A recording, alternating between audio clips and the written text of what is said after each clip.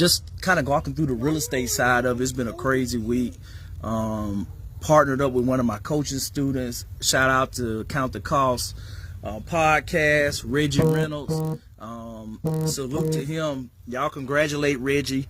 Reginald Reynolds on Facebook, Count the Cost podcast on Instagram.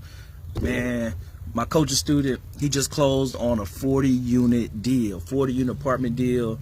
I partnered up with him on the deal, you know, part of my inner circle. I partner with my coaching students. I bring my money to the deals. I raise money for the deals. And yeah, so I'm super excited and proud from him. But it was a crazy process leading up to the closing table this week. Whereas that, you know, stuff happens. And, you know, sometimes the lender changes their parameters, the seller and agreements that you have on, you know, potential second liens and things like that, they change their mind, you know, the day of or the day after closing. And what do you got to do? You gotta still deliver. You got to still be able to come through. And I think that's the crazy part. A lot of times in life in general, when you're doing great things, the road to success, I always say, it's under construction. That it's always an evolution, it's always evolving. And it's not comfortable when you're going through, but success is sometimes uncomfortable. But we have to get through it. You got to tough it up and know that you got what it takes to be successful. You got to encourage yourself. You know, I be walking around here talking to myself sometimes because you have to give yourself that confidence that you can do what you can do. And you got to look back on your resume and understand what God has brought you through to get to this point in your life. And if God brought you through that, then he can bring you through any situation that comes up with you closing on 40 units for another apartment building. You know, doing a $2 million apartment deal, on the cusp and on the edge of the next biggest deal, with being able to come in and do a $3 million deal here in 3 weeks later. After that, we got under contract that we're working. And so it's just a blessing, and it's a tremendous opportunity. Whereas that I was able to align with one of my coaching students and help him close on this life-changing asset. Picking up a 40-unit apartment building that's going to be generating, you know, nearly over $32,000 here in the next couple of years after we finish the business plan in a B-class neighborhood that was built in the early 90s. It's unheard of. But, you know, but with God, all things are possible. So salute to Reggie Reynolds, at Count the Cost podcast on Instagram. You know, it's just a humbling day. And just I had the day off of my W-2 job with the Air Force. And, you know, and that's the thing. We've been able to go from a Section 8 rental. Those that follow me, y'all know my story. We went from a Section 8 rental to having an 8-figure portfolio now with these transactions closing. And all part-time. You know, and so that's the thing that I teach my students now, that you just got to have the beliefs. You got to have the right beliefs and the right information and the right network.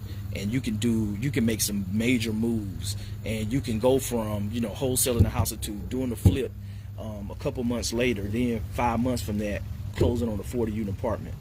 Right on the heels of closing on the 56 unit. The 56 unit, Reggie found that too. And so students that taking action, that, you know, he's got the point where he's going to have 96 units. And I'm just here being able to bless that I'm in a position where I can align and be a partner and be a continued mentor and continue to grow along his journey. So it's been a crazy week with closing on the 40 unit. It took a lot of time. I talked about my week, but I want to hear some other success stories. What's going on in your business? What's up, Pearson Sears? What's going on, man? How was your week? Appreciate you coming in and checking in. But that's the thing, you just got to continue to push through adversity. That life is going to happen, whether you're chasing your dreams and doing everything that you need to do to build generational wealth. That if you're doing that, life is going to happen. But if you're not, if you're wasting your time and squandering your time, life is going to happen still too. So it's best to just be doing what you want to do and being able to become the person that can achieve all those great things that you're dreaming about. And if you're continuing to grow yourself, continue to put yourself in the right environment where you can continue to remain positive through adversity, then you're going to be all right. But at the end of the day, that's what it's all about. When you start looking at everything that comes with success, everything that's needed to be successful, that it's all about just continuing to grow. and lean on your past experiences, whether they were in real estate or whether they weren't in real estate. You still got to be able to lean on those experiences. If you're working in your job, you're managing 100 people, that's a big deal. You're managing 10 people. If you're good at managing yourself, that's great. That's, you know, don't undercut your experience and the talent and skill set that you have by doing those things, because all of that directly translates over to success in real estate. And I think that's what a lot of new real estate investors, they lose sight of what they do have. They focus on what they don't know. They focus on the skills that they don't have, what they can't do, and instead of focusing on what they are good at, what they can do. And guess what? You can align and partner with people, or, you know, join a community with people who have all the other stuff that you don't have right now.